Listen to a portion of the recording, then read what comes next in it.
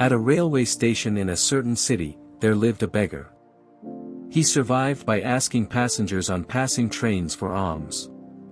One day, while he was begging, he noticed a tall man dressed smartly in a suit. The beggar thought, "This man looks wealthy. If I ask him, he'll surely give me a good amount." So he approached the tall gentleman. But instead of giving him money immediately, the man looked at him and said, "You keep asking and asking. Do you ever give anything to anyone?" The beggar replied, "Sir, I'm just a beggar. All I ever do is ask people for help. How could someone like me ever give anything to anyone?"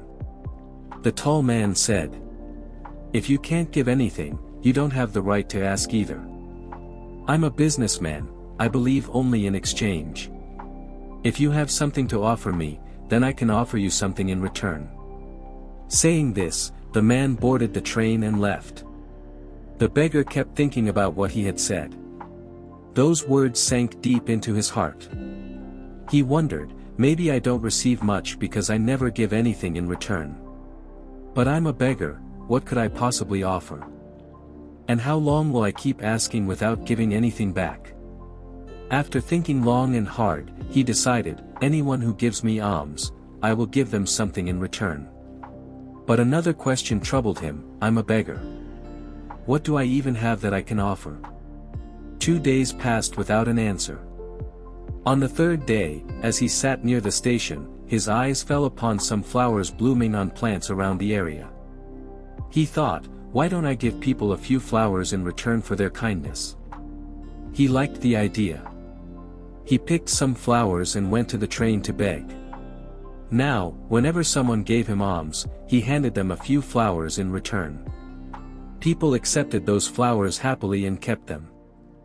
Every day, he continued picking flowers and giving them out in exchange for alms. Within a few days, he noticed that far more people had started offering him money. He would pick all the flowers he could find near the station. As long as he had flowers, many people gave him alms. But the moment the flowers ran out, people stopped giving. This became his daily routine. One day, while he was begging, he saw that same tall gentleman sitting inside a train, the one whose words had inspired him to start giving flowers. He rushed to him and said, "Today I have something to offer you as well, these flowers.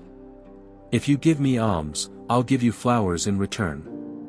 The tall man handed him some money, and the beggar offered him flowers. The gentleman smiled and said, "Wonderful. So today, you've become a businessman just like me." He took the flowers and got off at his station. But once again, his words touched the beggar's heart. The beggar kept repeating them in his mind and felt overjoyed. His eyes sparkled with excitement. He felt as though he had found the key to success, a key that could change his life. He jumped down from the train, looked up at the sky, and shouted with excitement, "I'm not a beggar. I'm a businessman. I can also become successful." People looked at him and assumed he had gone mad. And from the next day onward, the beggar was never seen at that station again. 6 months later, at the same station, 2 well-dressed men in suits happened to meet. They looked at each other, shook hands, and one said, "Do you recognize me?" The other replied, "No, I don't think we've met before." The first man said, "Think again. This isn't our first meeting, it's our third." The second man said, "I don't recall. When did we meet twice before?" The first man smiled and said, "We met twice on this very train. I'm the beggar you once told what I needed to do in life during our first meeting, and in our second meeting, you told me who I truly was." The second man smiled in surprise and said, "Oh yes. I remember now. You're the same beggar I refused to give alms to once, and the second time, I bought some flowers from you.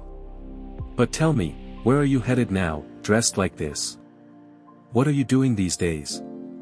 The first man replied, "Yes, I was that beggar. But today, I'm a major flower merchant. I'm traveling to another city for business." After pausing for a moment, he continued, In our first meeting, you taught me a law of nature, that we receive only when we learn to give. I've experienced how true this principle is. But I kept seeing myself only as a beggar. I never thought beyond that. When we met the second time, you told me that I had already become a businessman. And that's when it finally clicked, I wasn't a beggar anymore. I was already trading.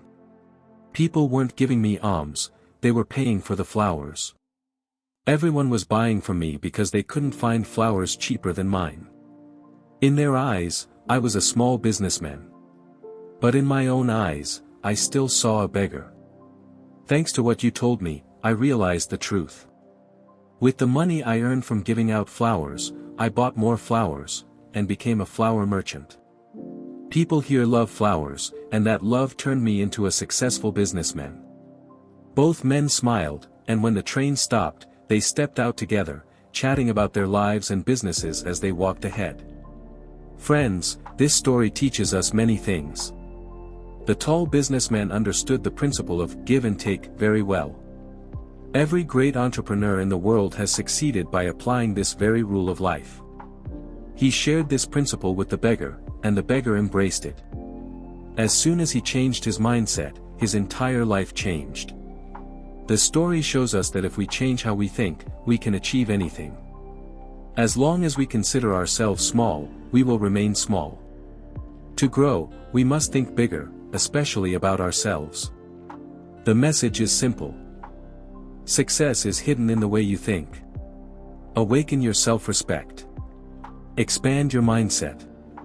And watch yourself rise to the summit of success.